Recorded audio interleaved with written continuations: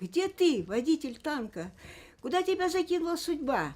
Быть может, ты убит, и книжечка Данка твоею кровью, друг, обогрена. Нет, верю я, ты мчишься, брови хмуря, сквозь талые весенние снега, ты мчишься в бой, как вестник нашей бури, сметающий кровавого врага.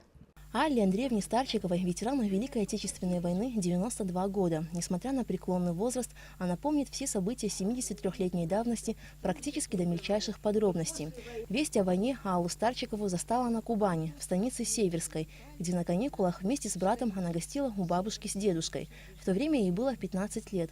Услышав о том, что началась война, тут же отправили детей домой в Краснодар. В начале августа 1942 года немцы начали подходить к Краснодару. В городе началась эвакуация.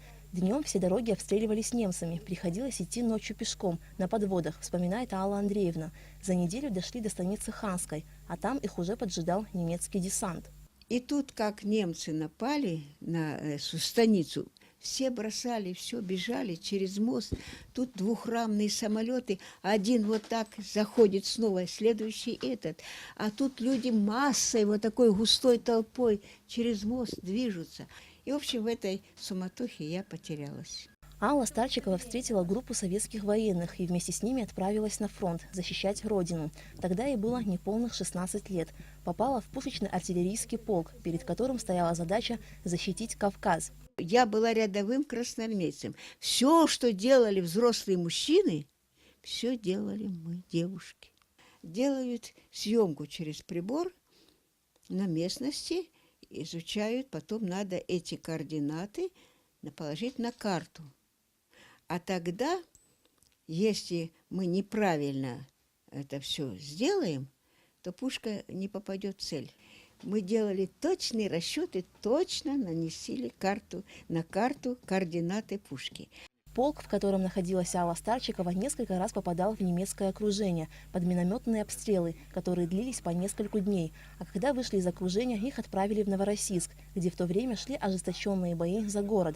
Здесь Алла Старчикова потеряла многих своих однополчан и получила ранение. Дом на меня обвалился, я не успела выскочить, я за телефоном сидела. Со штабом с передовой надо связь иметь. Я там сидела, и все выскочили, кто были в этом домике, а я не успела выскочить. Бомба рядом упала, мощная, дом завалился, меня потом откопали. Ну, в ногу ранила меня, вот такая рана была на ноге, но кость не затронула. Рука вот у меня, видишь, это прямая, это вот кривая рука. После ранения Алла Старчикова несколько месяцев провела в госпитале, затем работала вожатой в детском доме. Когда его расформировали, Алла Старчикова поехала на Украину, в освобожденные районы, работала в райкоме комсомола.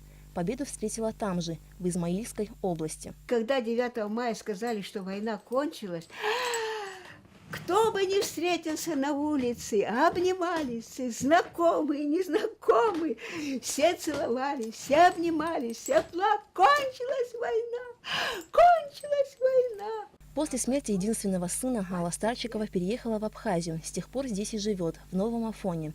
Для нее, как для ветерана войны, 9 мая – это не только праздник Великой Победы, но и день памяти воинов, героически отстоявших родину, ценой собственной жизни.